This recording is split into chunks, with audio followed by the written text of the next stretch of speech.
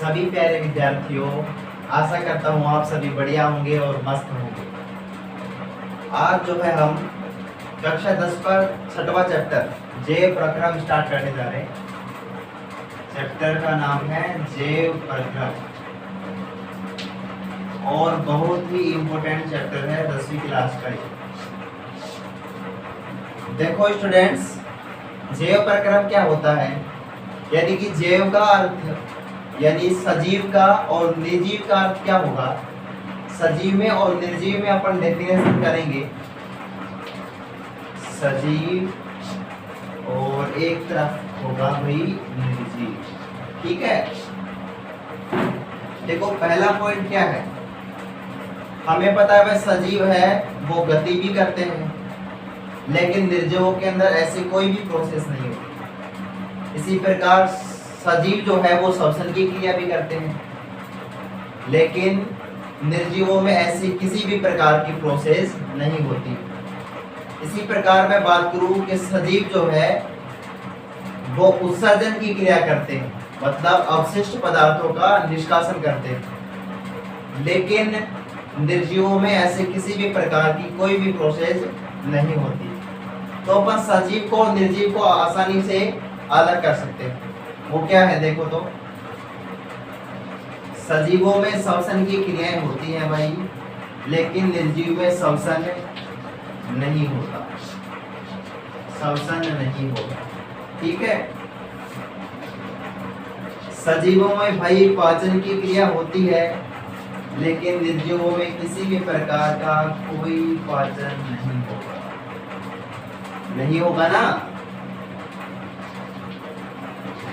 उत्सर्जन की क्रिया सजीवों में देखी जाती है, लेकिन उत्सर्जन की क्रिया निर्जीवों के अंदर नहीं होती। इसी प्रकार से इन सभी को मैं कह सकता हूं भाई जो उपापचय क्रियाएं हैं, अर्थात उपचय, निर्माणकारी व अपचय प्रक्रिया, ये सभी प्रक्रियाएं पाई जाएंगी, लेकिन ये उपापचय प्रक्रियाएं निर्जीवों में नहीं देखने को। इसी प्रकार मैं कहूं कि सजीवों का जो शरीर है भाई वो कोशिकाओं से मिलकर बना होगा, इनसे कोशिकाओं से, लेकिन निर्जीवों का शरीर अणुओं से मिलकर के बना, इनसे मिलकर के बना है भाई अणुओं से। तो ये क्या हो गया भाई, सजीव और निर्जीव में अंतर हो गया। सीधी सी बात है, सजीव क्या कर सकते हैं भाई, श्वसन की क्रिया कर सकते हैं, ठीक है ना, लेकिन निर्जीवों में ऐसी किसी भी प्रकार की कोई भी प्रक्रिया नहीं होगी। इसी प्रकार सजीव क्या कर सकते हैं भाई, पाचन की क्रिया कर सकते हैं। पाचन क्या होगा, जो हम भोजन खाते हैं वो जो जटिल कार्बनिक पदार्थ हैं उनको सरल कार्बनिक पदार्थों में तोड़ना पाचन कहलाता है। तो ये पाचन की प्रक्रिया इनमें नहीं होती। ठीक है, उत्सर्जन की प्रक्रिया, जो अवशिष्ट पदार्थ हैं वो सजीव क्या करेंगे, अवशिष्ट पदार्थों को शरीर से बाहर त्यागेंगे, और जो सजीव अवशिष्ट पदार्थ को शरीर से बाहर त्यागते हैं उनको कहा जाता है उत्सर्जन। तो उत्सर्जन की क्रिया केवल सजीवों में देखने को मिलेगी।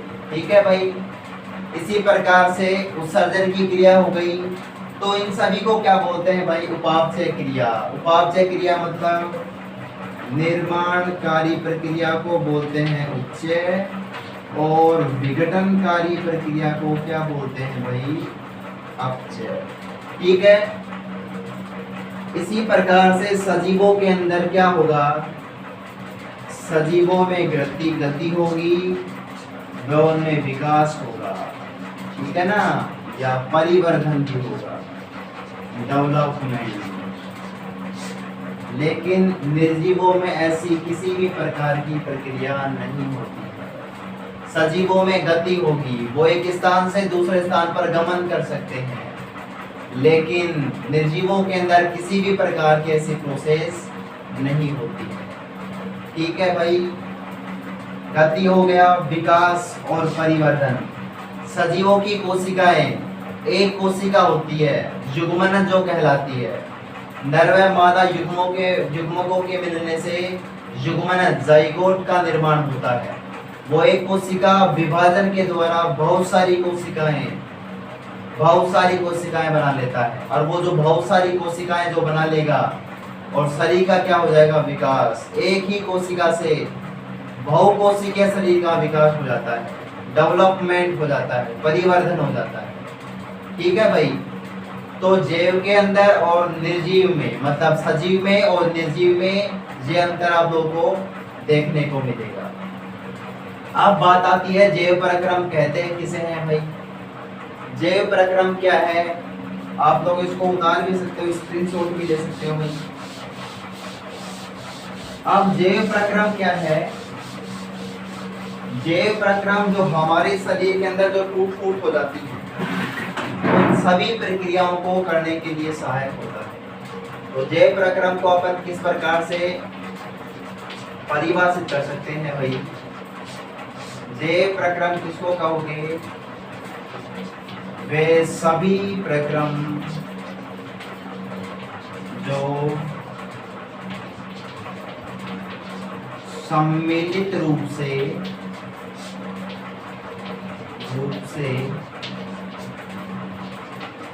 अनुरक्षण का कार्य करते हैं। इसका कार्य करते हैं भाई, अनुरक्षण का कार्य।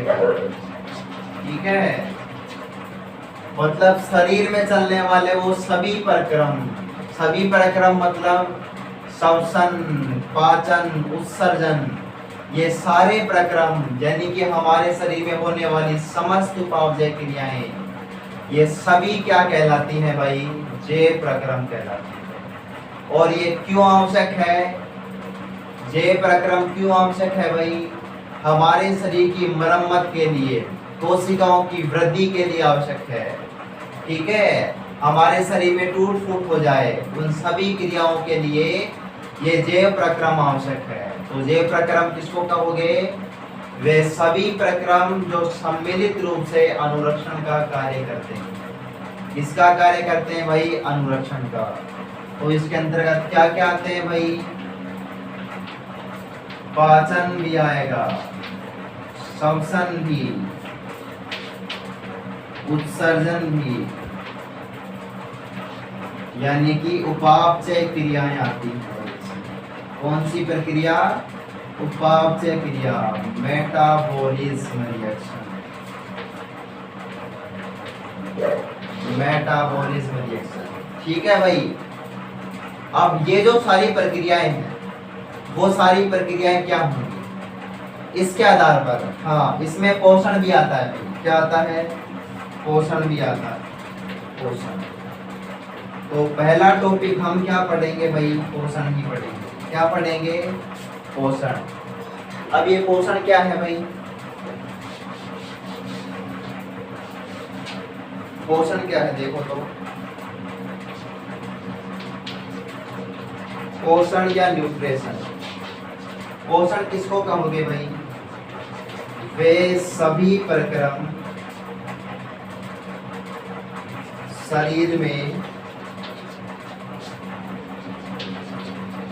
होने वाली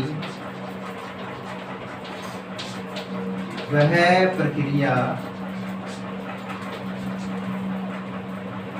प्रक्रिया जिससे सजीव पोषण प्राप्त करते हैं, उससे वृद्धि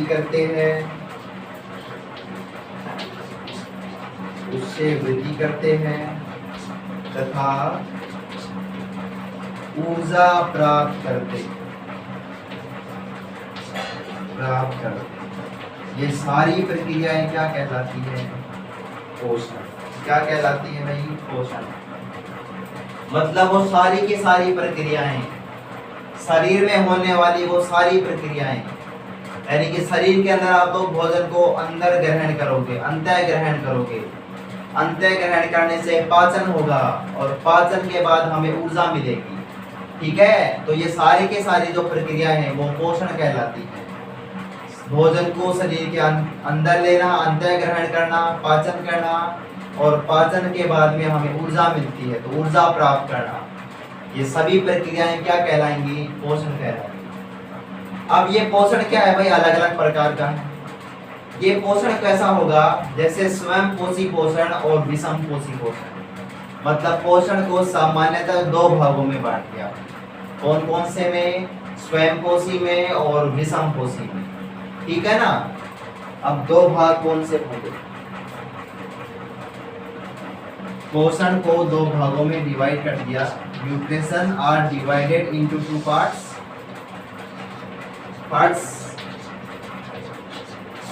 स्वयं पोषी और ऑटोट्रोफी और विषम पोषी, दो प्रकार से बात की। अब देखो ये दोनों प्रकार क्या है? स्वयं पोषी और विषम पोषी क्या होता है? भाई अपन स्वयं पोषी पढ़ रहे हैं ना, तो स्वयं पोषी क्या होगा और विषम पोषी क्या होगा? सबसे पहले अपन पोषण देखते हैं। भाई पोषण है और इसमें कौन से हैं भाई? एक तो स्वयं पोषी, एक हो गया भाई स्वयं पोषी और एक हो गया विषम पोषी। कौन सा हो गया भाई? विषम पोषी हो गया। ठीक है ना? अब स्वयं पोषी क्या है? स्वयं पोषी पोषण, और ये विषम पोषी पोषण हो गया। इसकी परिभाषित क्या होगा भाई? देखो इधर, यानी पोषण का वह प्रकार, पोषण का वह प्रकार जिसमें सजीव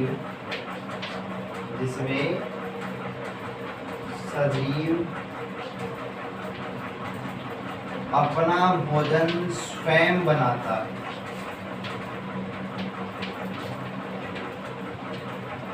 उसे स्वयं पोषी पोषण कहते हैं। क्या कहेंगे? स्वयं पोषी पोषण। हरे पादप और बीजीए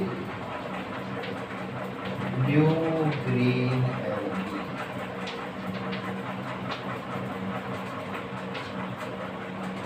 स्वयं पोषी पोषण क्या है भाई? पोषण का वह प्रकार जिसमें जो सजीव है, जो खुद स्वयं सजीव अपना भोजन स्वयं बनाता है। अब वो कैसे बनाएगा? प्रकाश संश्लेषण की क्रिया द्वारा।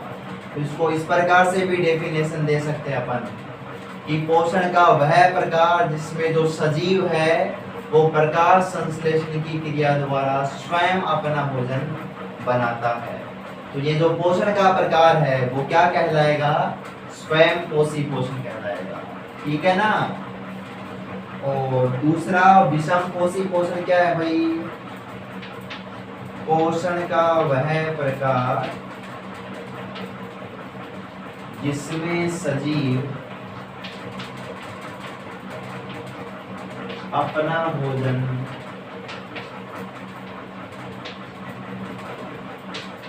स्वयं नहीं बनाता है,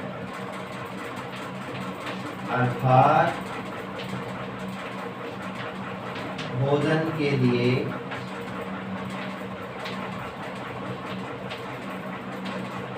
प्रत्यक्ष या अप्रत्यक्ष रूप से अन्य जीवों पर निर्भर रहता है।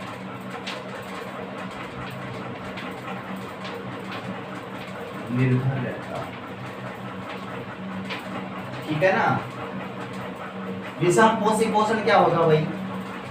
विषम पोषी पोषण क्या है? पोषण का वह प्रकार जिसमें जो सजीव है, जो खुद स्वयं सजीव अपना भोजन स्वयं ना बना करके दूसरे जीवों पर क्या रहेगा?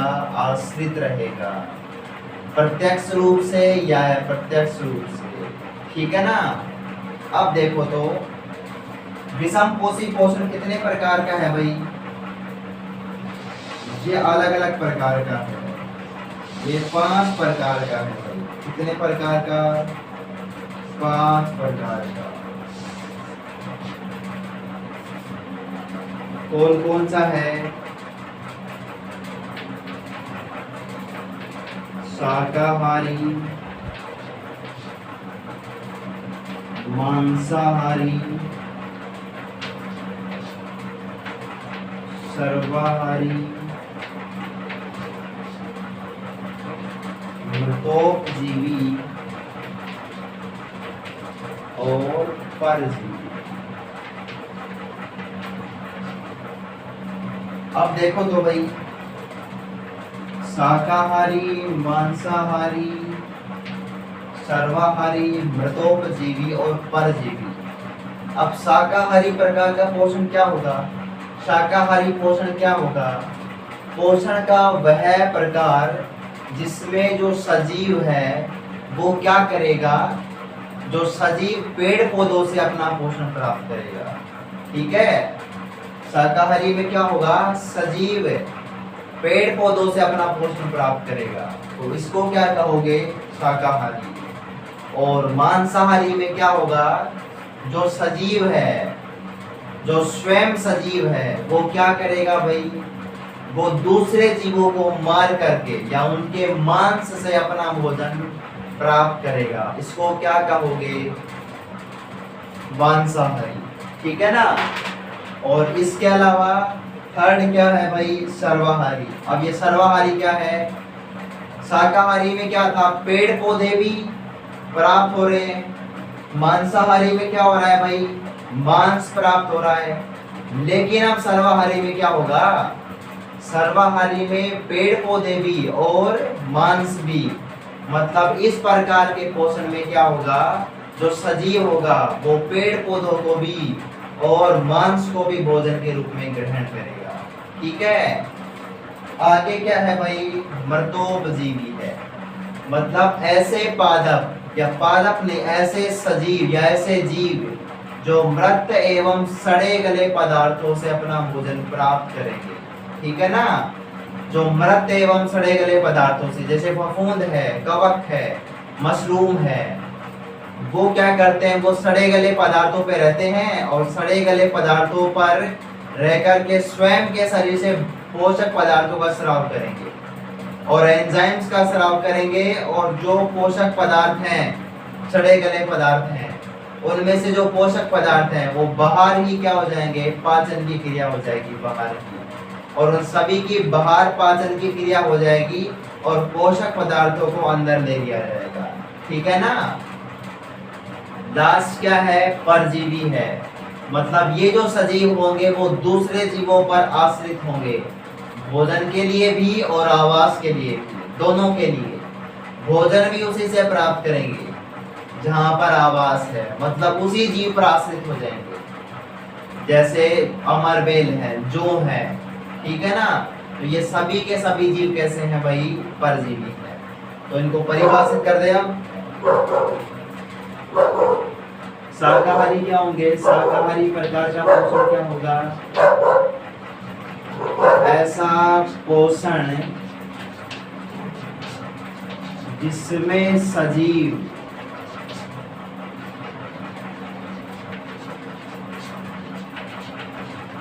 पेड़ पौधों से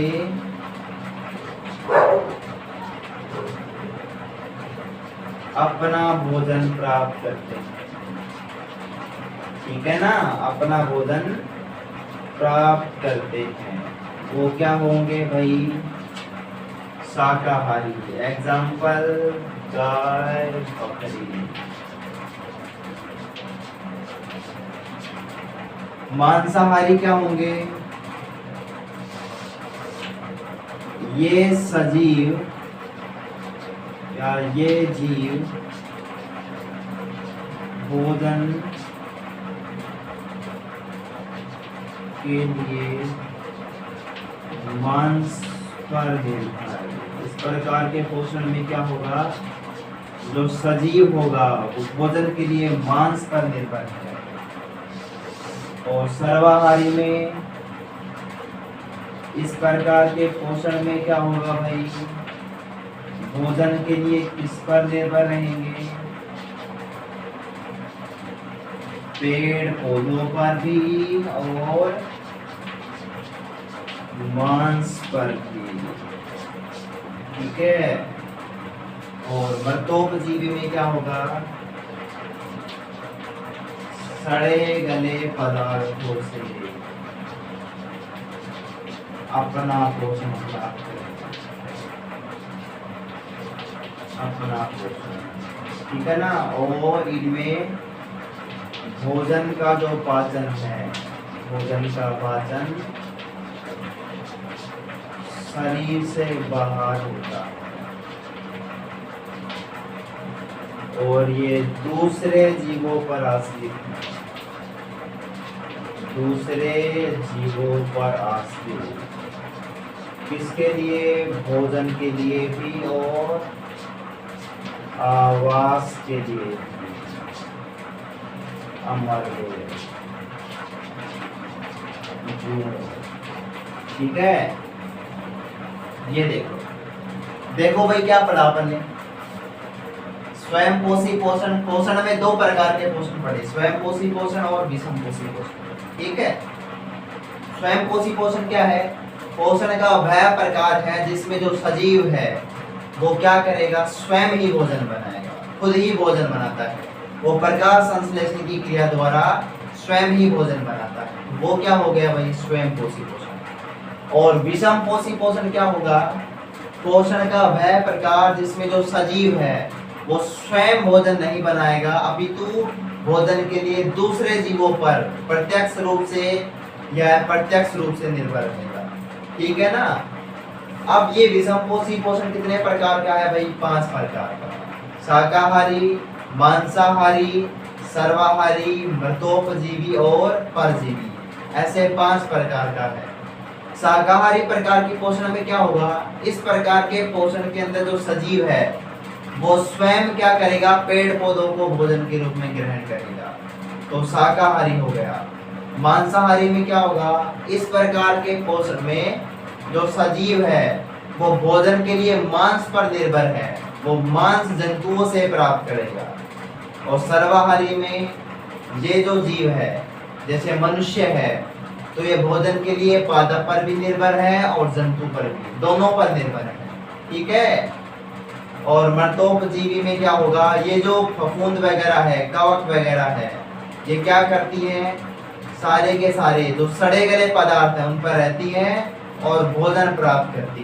तो ये कौन सी हो गई, ये कौन सा हो गया, मृतोपजीवी। और लास्ट में क्या रह गया, परजीवी, भोजन के लिए दूसरे जीवों पर निर्भर, दूसरे जीवों पर निर्भर है, तो उनको क्या कहोगे, परजीवी कहोगे। आई बात समझ में, ठीक है। अब देखो स्वयं पोषी के अंदर क्या होगा भाई, आप लोग इसका स्क्रीनशॉट भी ले सकते हो। स्वयं पोषी में क्या होगा, अब अपन केवल और केवल किसकी बात करेंगे भाई, स्वयं पोषी, क्योंकि विषम पोषी तो अपन ये लगभग सा पढ़ लिया। अब ये स्वयं पोषी में क्या होगा, स्वयं पोषी में सबसे पहले पढ़ेंगे अपन प्रकाश संश्लेषण। क्या पढ़ेंगे भाई, प्रकाश संश्लेषण, क्योंकि बार बार बात आ रही थी कि जो स्वयं पोषी जीव है वो प्रकाश संश्लेषण की क्रिया द्वारा भोजन बनाते हैं। किसकी क्रिया द्वारा, प्रकाश संश्लेषण, फोटोसिंथेसिस, ठीक है ना। अब ये प्रकाश संश्लेषण क्या है, जैसे मान लो कोई पादप है भाई, अब ये पादप क्या करेगा, ये पादप वायुमंडल से कार्बन डाइऑक्साइड को ग्रहण करेगा और पृथ्वी से क्या लेगा, भूमि से क्या लेगा भाई, जल लेगा और प्रकाश की उपस्थिति रहेगी, इसकी प्रकाश की उपस्थिति, और क्या बनाएगा, अपना भोजन स्वयं बना लेगा।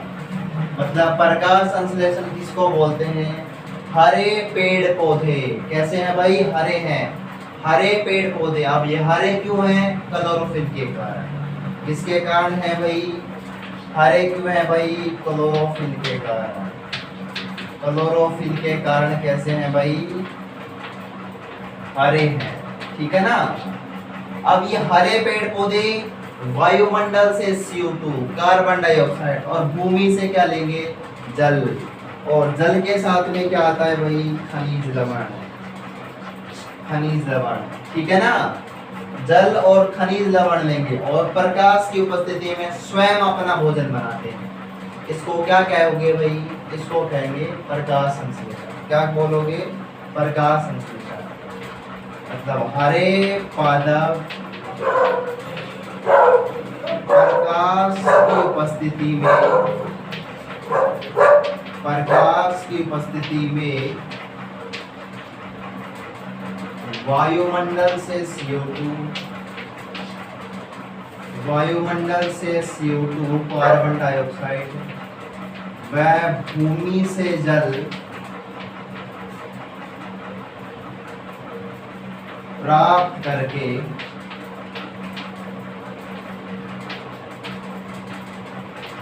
अपना भोजन स्वयं बनाते हैं। कौन बनाएगा? स्वयं बनाते हैं। इसको क्या कहोगे भाई? प्रकाश संश्लेषण, फोटोसिंथेसिस, ठीक है ना। भाई हरे पादप है, हरे पादप है मतलब कॉमन सी बात यह है कि उनमें क्या होगा भाई? क्लोरोफिल होगा। क्या होगा? क्लोरोफिल। अब ये हरे पेड़ पौधे प्रकाश की उपस्थिति में वायुमंडल से क्या लेंगे भाई? CO2 और भूमि से क्या लेंगे? जल। और प्राप्त करके अपना भोजन स्वयं ही निर्मित कर लेंगे। इसको क्या कहोगे? फोटोसिंथेसिस। मतलब प्रक्रिया क्या होगी? रासायनिक अभिक्रिया या रासायनिक समीकरण क्या होगा इसका?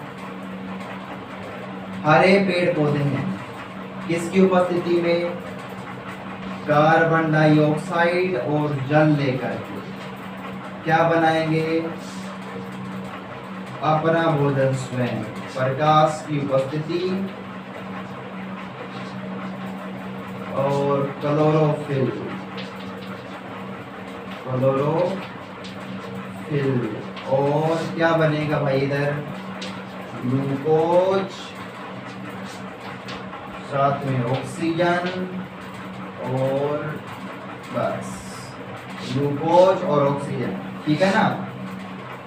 तो कार्बन डाइऑक्साइड H2O मतलब जल, ये दोनों काम करेंगे यहाँ पर, ये दोनों यूज में ले रहे हैं। और प्रकाश की उपस्थिति और क्लोरोफिल इसमें प्रेजेंट रहेगा, किसके अंदर? पादप में। और ग्लूकोज बनेगा और ऑक्सीजन बाहर बाहर निकल जाएगी, ठीक है ना। अभिक्रिया क्या होगी? इसका रासायनिक समीकरण क्या होगा? 6CO2 12H2O। ये प्रकाश की उपस्थिति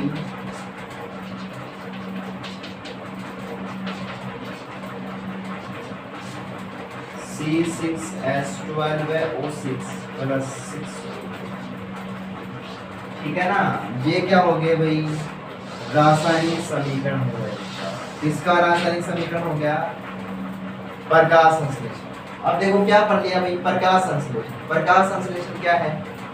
हरे जो पादप है मतलब क्लोरोफिल युक्त पादप है, ठीक है ना। अब ये हरे पादप क्या करेंगे? प्रकाश की उपस्थिति में वायुमंडल से क्या लेंगे? CO2 और भूमि से जल और खनिज लवण लेंगे और स्वयं अपना भोजन निर्मित करेंगे, खुद ही अपना भोजन बनाएंगे। तो इसको क्या कहोगे भाई? प्रकाश संश्लेषण। और ये आप लोगों के समीकरण है वो याद होना चाहिए, ठीक है ना। अब भाई प्रकाश संश्लेषण के दौरान जो घटनाएं हुई हैं वो कौन कौन सी घटनाएं हुई और प्रकाश संश्लेषण के लिए आवश्यक कच्ची सामग्री क्या होगी भाई? वो अपन देखेंगे। देखो भाई क्या है प्रकाश संश्लेषण के लिए आवश्यक कच्ची सामग्री। कच्ची सामग्री। अब ये आवश्यक कच्ची सामग्री मतलब प्रकाश संश्लेषण की क्रिया के लिए क्या क्या चाहिए? तो क्या क्या चाहिएगा? पहला पॉइंट एक तो हमें चाहिए भाई प्रकाश, ठीक है ना, और क्या चाहिए भाई, क्लोरोफिल भी चाहिए। तो क्लोरोफिल की क्या हो जाएगी उपस्थिति, इसके अलावा CO2 और H2O, और साथ में जो खनिज लवण आएंगे इसके साथ। मतलब प्रकाश संश्लेषण के लिए क्या क्या आवश्यक है, आवश्यक क्या है भाई, प्रकाश आवश्यक है, प्रकाश चाहिए, और क्या चाहिए, क्लोरोफिल चाहिए, और कार्बन डाइऑक्साइड और जल चाहिए। ये प्रकाश संश्लेषण के लिए आवश्यक कच्ची सामग्री है। अब होगा क्या प्रकाश संश्लेषण के दौरान, प्रकाश संश्लेषण के दौरान होगा क्या, प्रकाश संश्लेषण के दौरान होने वाली घटनाएं,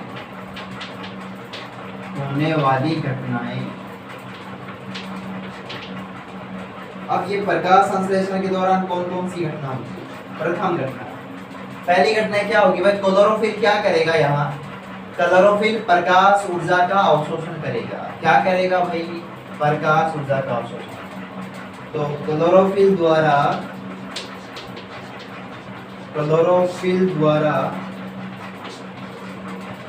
प्रकाश ऊर्जा का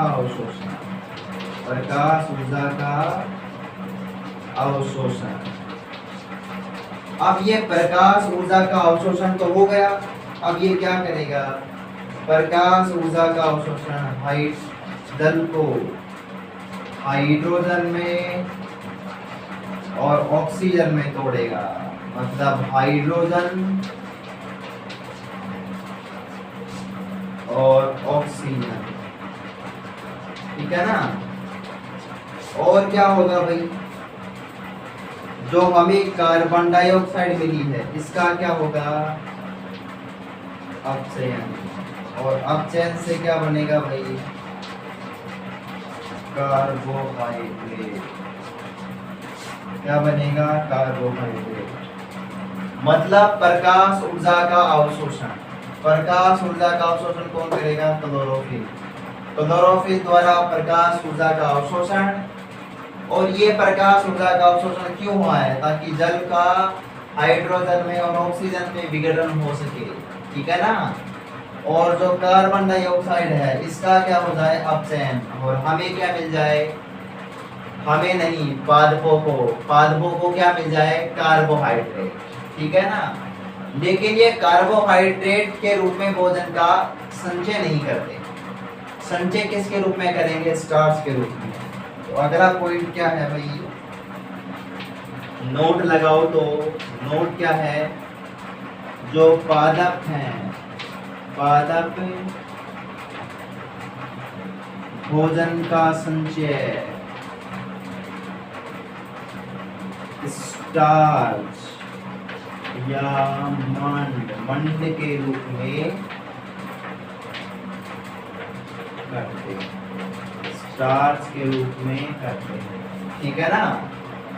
तो क्लोरोफिल द्वारा प्रकाश ऊर्जा का अवशोषण होगा, हाइड्रोजन और ऑक्सीजन में जल टूट जाएगा, और कार्बन डाइऑक्साइड का क्या हो जाएगा, अपचयन, और हमें क्या मिल जाएगी, कार्बोहाइड्रेट। मतलब पादपों को क्या मिल जाएगी, कार्बोहाइड्रेट, ठीक है ना।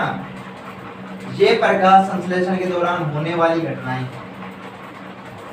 अब अपन रंध्र के बारे में पढ़ेंगे। रंध्र क्या है, पत्तियों में रंध्र पाए जाते हैं, सुना होगा ना नाम। भाई प्रकाश संश्लेषण के लिए गैसों का आदान प्रदान किसके द्वारा होता है, रंध्रों के द्वारा ही होता है ना। अब रंध्र पढ़ेंगे। रंध्र क्या है, तो रंध्र या स्टोमेटा, ठीक है। ये पत्ती है भाई कोई, ये क्या है, पत्ती है, और इस पत्ती पर छिद्र पाए जाते हैं, छोटे छोटे। पत्ती पर क्या पाए जाते हैं भाई, छिद्र। हाँ, इन्हीं को क्या बोलोगे, रंध्र कहोगे, ठीक है ना। इनको क्या कहोगे, रंध्र। और काम क्या करते हैं भाई, गैसों का आदान प्रदान, क्या करते हैं? आदान प्रदान। यानी रंध्र किसको कहोगे? पत्ती की सतह पर उपस्थित छोटे छोटे छिद्रों को रंध्र कहते हैं। ठीक है ना भाई, रंध्र कहते हैं। या तो पत्ती की सतह पर छोटे छोटे छिद्र पाए जाते हैं, वो रंध्र कहलाते हैं। ये काम क्या करते हैं? गैसों का आदान प्रदान। क्या करते हैं? गैसों का आदान प्रदान। ठीक है, बस डेफिनेशन याद करनी है। रंध्र क्या है? जो पत्ती है ना, उस पत्ती की सतह पर छिद्र पाए जाते हैं, और ज्यादा जो है पत्ती की निचली सतह पर छिद्र पाए जाते हैं, क्योंकि वाष्पोत्सर्जन डायरेक्ट नहीं हो, इसीलिए। तो पत्ती की सतह पर जो छोटे छोटे छिद्र होंगे ना, उन्हें क्या बोलोगे? उन्हें कहोगे रंध्र। ठीक है, अब ये जो रंध्र है वो काम क्या करते हैं? गैसों का आदान प्रदान। गैसों का आदान प्रदान होगा, ऑक्सीजन का और कार्बन डाइऑक्साइड का क्या होगा? आदान प्रदान। अब रंध्र की संरचना पर पढ़े तो भाई, रंध्र क्या है? देखो,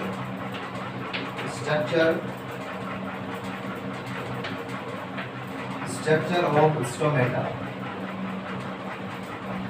रंध्र की संरचना।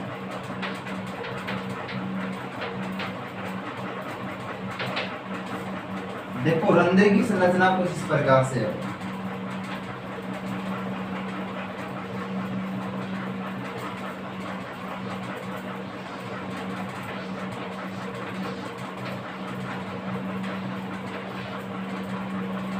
ये है भाई रंध्र की संरचना, और ये इसमें क्या है भाई? क्लोरोप्लास्ट। क्या है भाई? क्लोरोफिल। क्लोरोप्लास्ट में क्या पाए जाएंगे? क्लोरोफिल। ये है भाई द्वार कोशिकाएं। क्या कहोगे इनको? द्वार कोशिका। और ये क्या है फिर? सहायक कोशिका। सहायक कोशिका। और ये क्या है अंदर? ये क्लोरोप्लास्ट है, और ये क्लोरोप्लास्ट में क्या पाए जाएंगे? क्लोरोफिल। क्या होगा? क्लोरोफिल होगा। और ये मध्य भाग में क्या है भाई? रंध्र है। क्या है भाई? रंध्र। अब देखो भाई, रंध्र जो खुलेंगे और बंद होंगे, मतलब जब प्रकाश संश्लेषण के लिए कार्बन डाइऑक्साइड की आवश्यकता ही नहीं है। जब प्रकाश संश्लेषण होगा ना, प्रकाश संश्लेषण हो गया, जब भोजन की आवश्यकता नहीं है तो प्रकाश संश्लेषण बंद हो जाएगा, और प्रकाश संश्लेषण बंद हो गया तो कार्बन डाइऑक्साइड नहीं चाहिए ना, तो कार्बन डाइऑक्साइड बंद हो जाए, मतलब कार्बन डाइऑक्साइड अब चाहिए ही नहीं, तो रंध्र क्या होंगे? बंद हो जाएंगे ना। अब ये बंद कैसे होंगे? रंध्रों का जो खुलना और बंद होना है वो किन पर निर्भर करेगा? हाँ, द्वार कोशिकाओं की स्थिति पर। किन पर? द्वार कोशिकाओं की स्थिति पर। अगर द्वार कोशिका स्थित अवस्था में फूल जाएंगी तो रंध्र खुल जाएंगे।